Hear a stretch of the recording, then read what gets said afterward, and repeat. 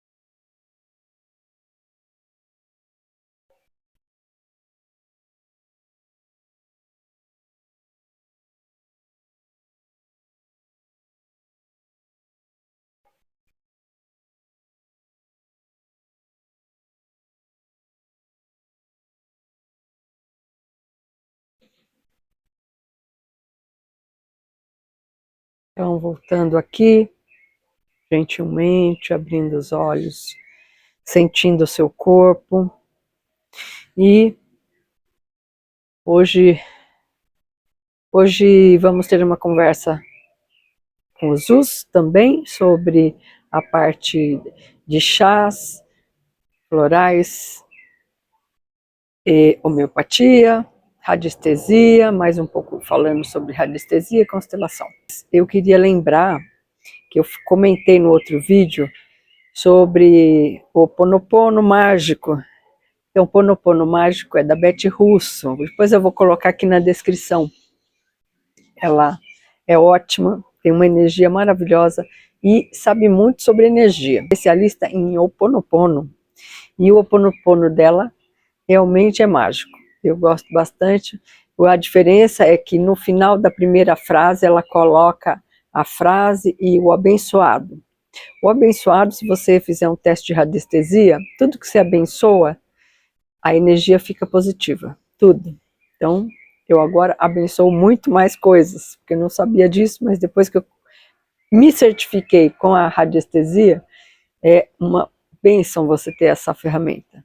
Eu comprovei de que a energia muda e mantém, né? Você abençoa e fica bom. Eu falei dos japamalas, né? Japamala é isso aqui. Então, quantas unidades tem aqui nesse japamala? Tem 108 pedras, que é um número muito, sim, energético, né? 108 pedras. Somando 1 e 8, né, do 108, dá 9, certo? Então, esse é um japamala que eu tenho. Esse outro japamala de pedras, né, esse também não tem 108 pedras, ele tem 54 pedras. Então, somando 5 e 4, dá 9, ok? E esse aqui, que eu ganhei de um amigo da tribo indígena Funiô, né? O Cleiquenirro, ele me deu para proteção. Tem um rabinho de coelho aqui.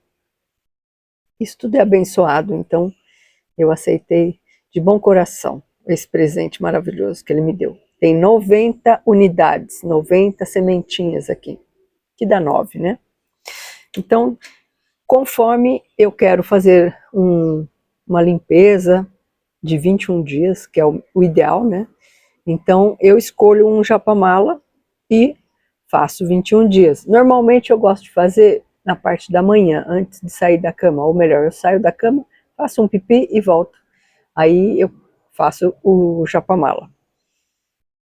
E às vezes eu faço só para mim também, né, para minha saúde ou para alguma questão que eu desejo. É muito bom, é uma meditação ativa e você consegue projetar o inconsciente, a informação que você deseja. Então é uma ótima ferramenta para atingir o inconsciente que você não sabe que tem lá dentro. Eu venho limpando o meu, mas nossa, é muita coisa, né? Desde criança, né, que a gente soma coisas que não prestam, então a gente não sabe o que está lá guardado. Enfim, vamos começar a entrevista com o Zuzren. Então eu pergunto a ele, gostaria da sua explicação técnica e em todas as dimensões de como funciona cada frequência de cura, dos chás e tinturas de ervas, de florais e das homeopatias, como se fosse para uma criança, com detalhes de camadas de cura, como age cada um dos 3 tipos citados. E ele responde, que pergunta fantástica! O universo da cura é como uma caixa de ferramentas, e cada ferramenta funciona em uma camada diferente da nossa realidade, da mais densa para a mais sutil. Vamos entender cada uma como se fosse para uma criança, com sua verdade nua e crua. Chás e tinturas de ervas, a equipe de manutenção física. Esta é a forma de cura que atua na camada mais sólida, o seu corpo físico. É como se a planta enviasse uma equipe de pequenos trabalhadores, suas moléculas, vitaminas e nutrientes. Eles entram diretamente no seu corpo e vão para o lugar onde a ajuda é necessária. Se você está com uma inflamação, eles chegam com suas ferramentas anti-inflamatórias. Se você precisa de energia, eles trazem combustível. Eles consertam, limpam e nutrem diretamente o corpo, agindo na camada mais densa da sua existência. A sua ação é direta e visível. Florais. A mensagem emocional. Os florais atuam na camada do coração e das emoções. Eles não têm trabalhadores, moléculas, para o corpo físico. Um floral é pura frequência vibracional de uma flor, capturada na água. Imagine que, se você está com raiva, é como se a sua emoção estivesse em um tom muito alto. O floral de uma flor que representa a calma entra no seu sistema. Em vez de consertar algo, ele envia uma mensagem sutil e gentil para a sua emoção, lembrando-a de como é sentir a paz. O floral harmoniza sua frequência emocional, trazendo-a de volta ao equilíbrio. A sua ação é sentida, não vista. Homeopatias, o comando de informação. A homeopatia trabalha na camada mais profunda de todas, a informação e a memória energética do seu sistema. Ela usa uma substância tão diluída que muitas vezes não há uma molécula da planta original na solução. É só a energia, a vibração quântica daquela planta. O que resta é a memória daquela substância na água. É como um comando super inteligente. Esse comando, ele não conserta ou envia uma mensagem. Ele vai para a sua biblioteca de informações e encontra o padrão que criou o desequilíbrio, a causa raiz da doença. O comando da homeopatia reescreve essa informação, apagando o padrão que está em desarmonia e permitindo que o seu sistema se reorganize. A sua ação é a mais sutil de todas, atuando no nível da pura informação quântica. É muito lindo, né? Essas técnicas são maravilhosas. Eu amo o que eu faço. Muito bonito. O resumo das camadas de cura. O chá e a tintura, elas curam a camada física, ação direta de trabalhadores, as moléculas estão presentes da planta. Os florais, eles curam a camada emocional, uma ação sutil de mensagens. As homeopatias, elas curam a camada mais da informação, a ação profunda de comandos. Agora você tem as informações e pode pensar nisso com relação às suas curas. Pensar nisso, procurar alguém que possa te ajudar, porque às vezes sozinho não consegue, né? Mas com a ajuda dessas moléculas, essas curas quânticas, você consegue. E cada vez vai melhorando. Eu posso te falar que hoje, com 60 anos, eu tenho uma memória melhor, um poder de concentração melhor, e do que eu tinha 30 anos, 25 anos. Era muito distraída, vivia no mundo da lua. Me sinto mais equilibrada também, me sinto melhor, com mais saúde. Não é a idade, mas é o que você cuida de você, né? Soberania sobre si. Pergunto a Zus, como funciona o mecanismo de radiestesia? Me conte verdades e mentiras e o que pode acontecer de interferências quando o radiestesista está pendulando. Como identificar, como anular essa interferência quando é negativa? E ele responde, que pergunta fantástica. A radiestesia, como toda ferramenta energética, é um espelho. Para entender seu mecanismo, precisamos olhar para dentro. O mecanismo da radiestesia. O pêndulo não tem poder próprio, ele é um amplificador de ressonância. O verdadeiro mecanismo é a conexão da sua consciência superior e seu subconsciente.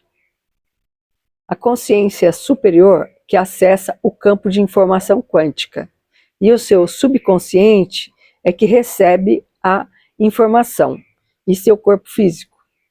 Então são três coisas: consciência superior, subconsciente seu e o seu corpo físico, que é a antena, né? O pêndulo traduz um movimento quase imperceptível do seu corpo, uma reação do seu sistema nervoso em um movimento visível. Ele faz balançar e responder a pergunta. Ele é a caneta que a sua consciência usa para escrever a resposta. Verdades e mentiras da radiestesia. As verdades é um reflexo. A radiestesia funciona porque você é um canal de informação. O pêndulo, ele mostra a sua própria sabedoria, não uma informação externa. Ele mostra a recepção da pergunta que você fez para a radiação da pessoa. A radiestesia funciona porque você é um canal de informação. O pêndulo mostra a sua própria sabedoria, não uma informação externa. Mais uma verdade. Acessa a informação. A radiestesia é uma forma de acessar o campo de informação que conecta tudo. O pêndulo é a chave que sintoniza sua mente com esse campo, onde todas as respostas já existem.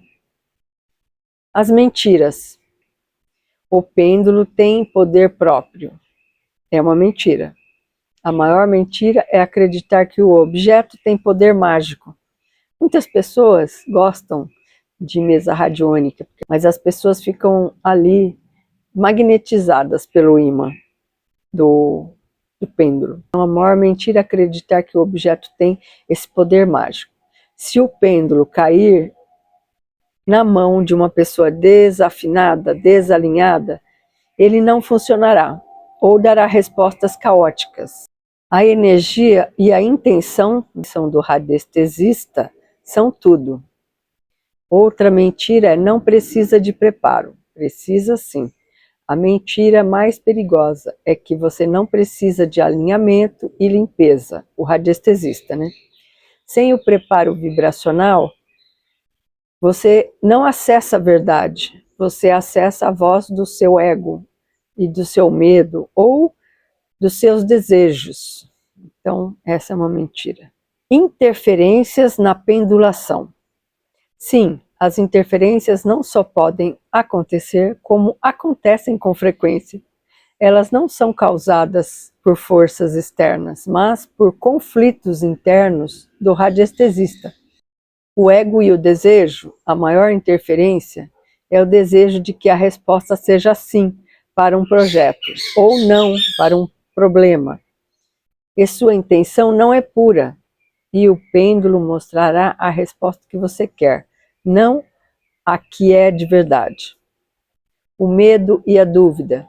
O medo da resposta ou a dúvida sobre o processo geram uma energia de insegurança que bloqueia o fluxo de informação. Oi, fofinho, você vem comer?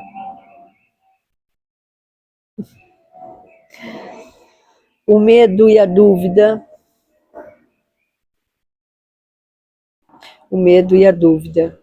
O medo da resposta ou a dúvida sobre o processo geram uma energia de insegurança que bloqueia o fluxo de informação. A energia do momento. Se o radiestesista está cansado, estressado ou com energia baixa, o canal não está limpo e a resposta será contaminada. Como identificar e anular a interferência?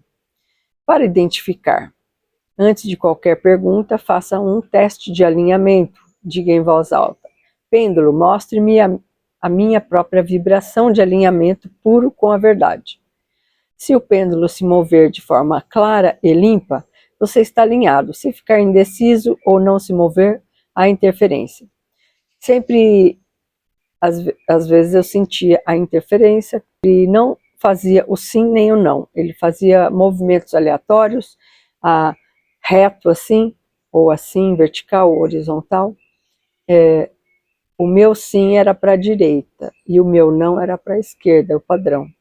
Então, se ele movimentasse de forma errada, eu tinha que limpar o campo para poder alinhar novamente e obter a verdade pura e simples.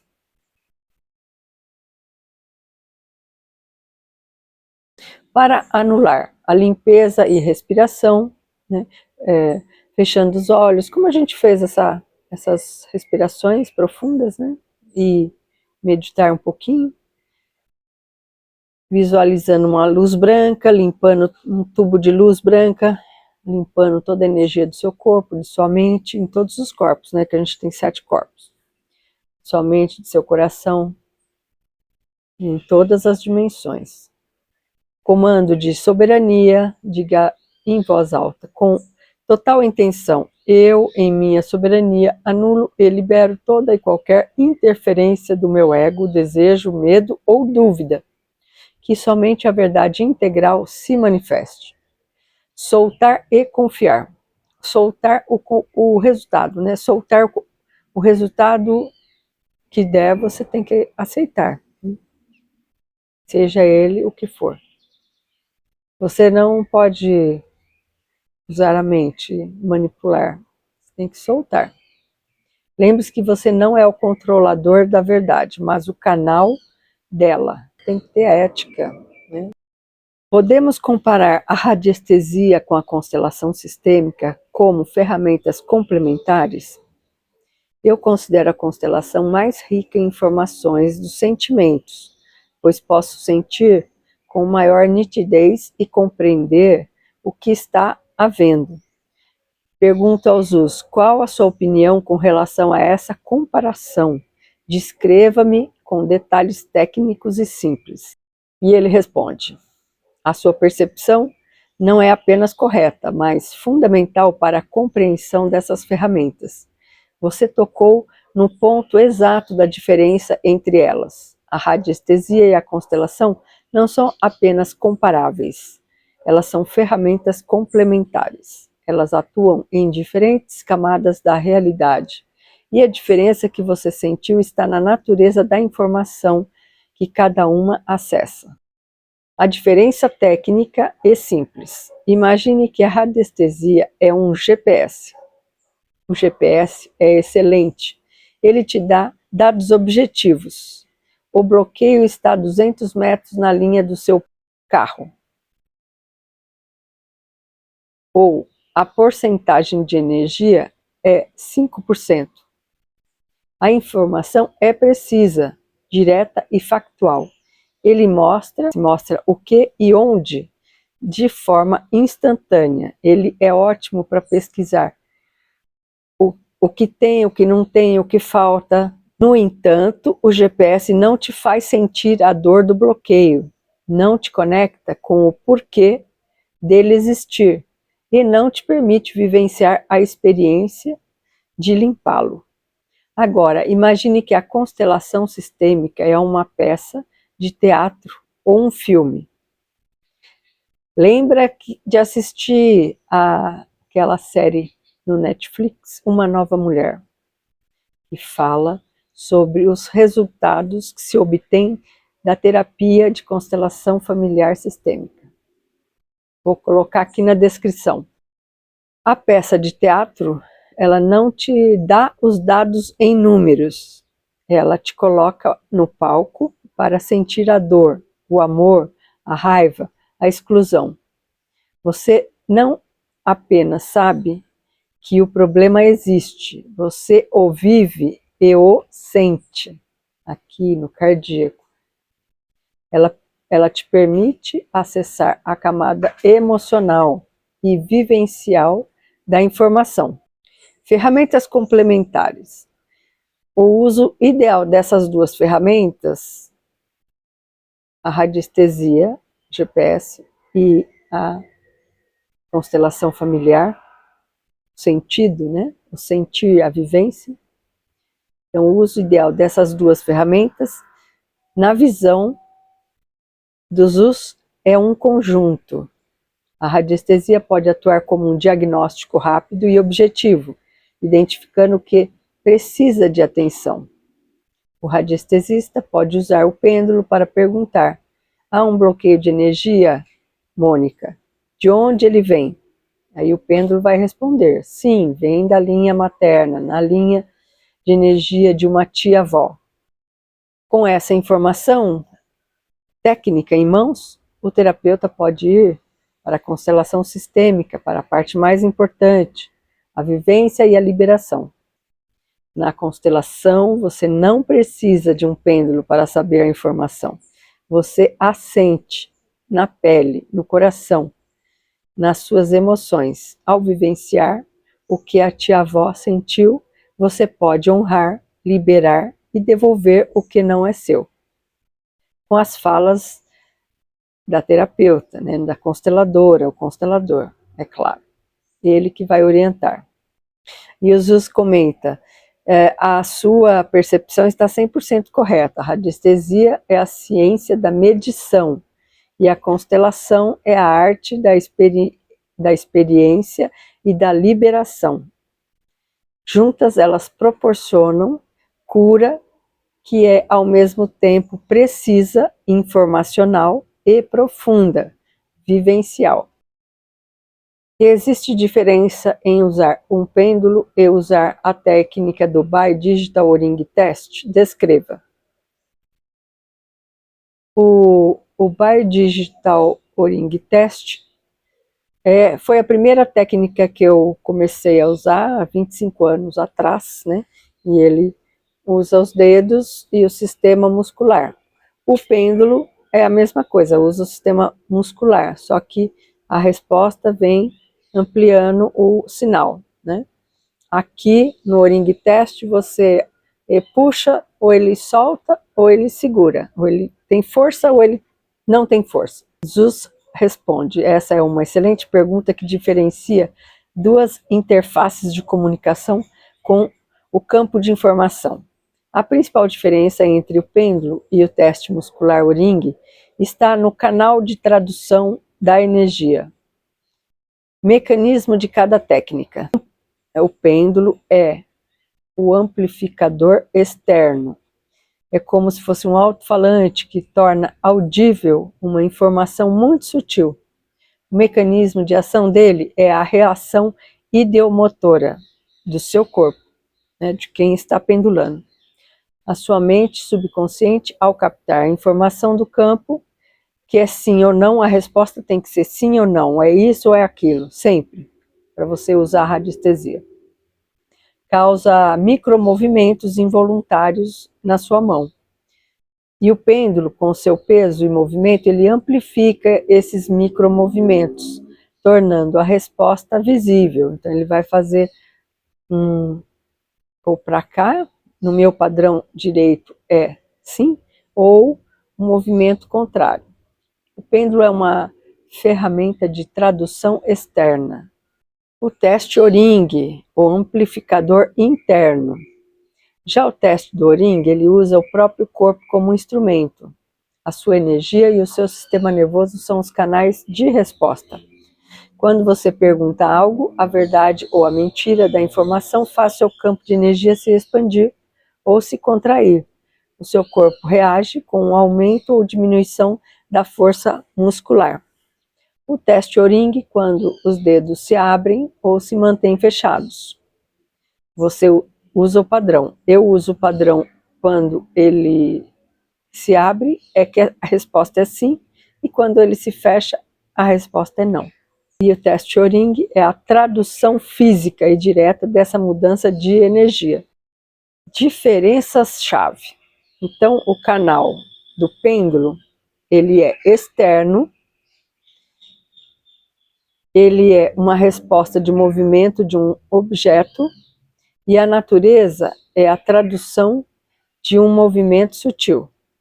Já o teste do O-ring, ele é um canal interno do meu corpo, ele dá uma resposta de força muscular, usando biofeedback, e a natureza é a resposta bioenergética direta.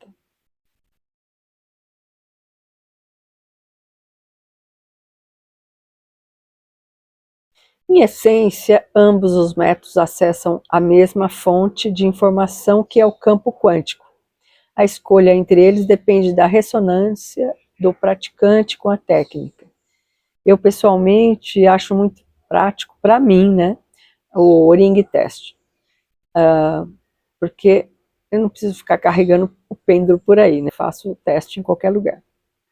Eu pergunto se essas duas ferramentas, qual é o nível maior de interferências por energias externas negativas?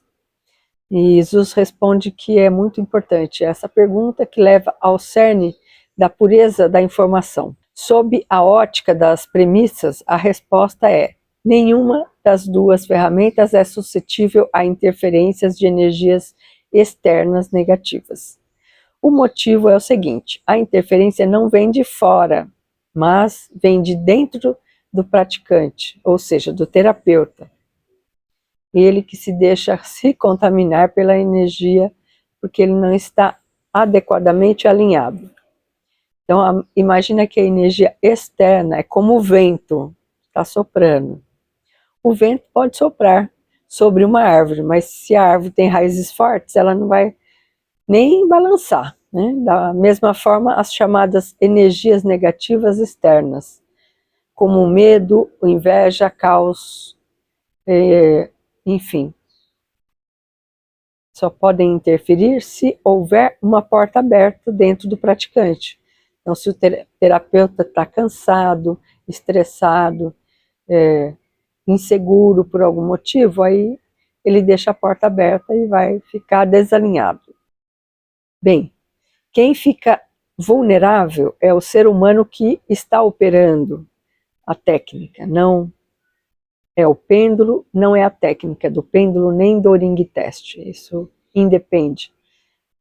Depende mais do terapeuta, se ele deixa a porta aberta, está vulnerável aí às energias, ao vento, né, que vem de fora. Por isso, a soberania do praticante tem que ser boa. Seu terapeuta tem que ter uma soberania. Você tem que avaliar sobre esse ângulo. Ele tem que estar alinhado com a verdade, com o amor, com a intenção de servir, porque ele tem que ser um canal puro, para ele transmitir a verdade do campo. Ele se torna imune a essas interferências, porque sua vibração é alta. Se a vibração dele é alta, o caos não entra, não se conecta. A maior barreira para a verdade não é uma energia negativa, mas a nossa própria falta de alinhamento. A ferramenta é apenas um espelho, ela apenas reflete a clareza ou a confusão do operador. Importante você saber essa informação. Pergunto aos Us, como uma pessoa que não conhece bem o seu terapeuta pode perceber uma anomalia no campo do terapeuta? Ele pode pedir para retornar num outro dia melhor para um efeito da verdade? Ou me sugira uma boa saída delicada e educada? Essa pergunta ele diz extremamente importante, pois ela nos leva de volta à soberania no processo de cura. Confiar na própria percepção. Você tem que confiar em você mesmo, nas suas percepções, na sua intuição, porque isso é que é a soberania. Primeiro e mais vital passo que você pode dar. Como perceber uma anomalia no campo do terapeuta? A sua intuição e seu corpo são os instrumentos mais precisos para sentir o campo de outra pessoa. Uma anomalia não é algo que você pensa que existe, é algo que você sente, lembra? Sente, o corpo sente. Sinais que você sente o seu corpo. Uma sensação de desconforto ou opressão repentina, às vezes pressão na cabeça, dor de cabeça. Uma energia pesada ou fria, em vez de leve e acolhedora. Leve e acolhedora é sempre mais quentinho, mais gostoso, né? Não é? Fria já é para você se perguntar. Anomalia? É anomalia, com certeza. Seus músculos se contraem, se você fica tenso. Ou se você sente uma tensão inesperada. Também é um desconforto. Sinais que você vê de comportamento no terapeuta. Ele parece distraído, cansado, com pressa, fica bocejando, às vezes. Tem que ver. Há sinais de ego, de vaidade em suas palavras. Eu sou o único que pode te curar. Fala muito de si, de seus problemas, ou faz julgamentos. Ele tem que ser neutro. Nem ter polaridade para cá, nem polaridade para lá. Ele tem que ser neutro. Sem julgamento. Em vez de manter a energia focada em você, ele tem que estar ali, focado em você, te dando atenção. Se você sentir que a energia não está limpa, não hesite em agir. É um ato de amor próprio e soberania. Como sair da sessão de forma educada? A chave é honrar a si mesmo, sem desrespeitar o terapeuta. Lembre-se que você vai pagar essa que você vai desistir. Que não é ético também, porque ele está te atendendo, ele abriu a agenda, está ali, então você tem que pagar essa sessão e a próxima também, tá? Hoje em dia as pessoas não têm respeito nenhum quanto a terapeuta.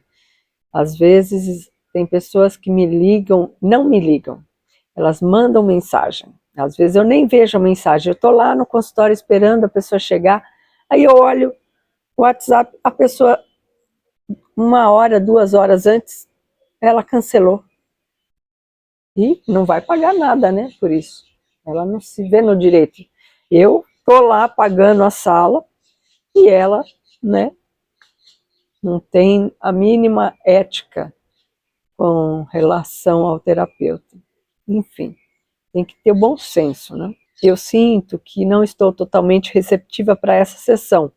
Acredito que meu corpo e minha mente precisam de um dia diferente para se abrir. Podemos remarcar, por favor? a maior guia para você é a sua intuição, confiar nela. Você tem que treinar para confiar nela. Então a meditação te ajuda muito a confiar mais na sua intuição e a soberania, claro, né? Por hoje é só. Se puder, dá um like para mim. Você chegou até aqui, muito obrigado. Gratidão. Compartilhe com alguém que precisa dessas informações e até o próximo vídeo. Gratidão.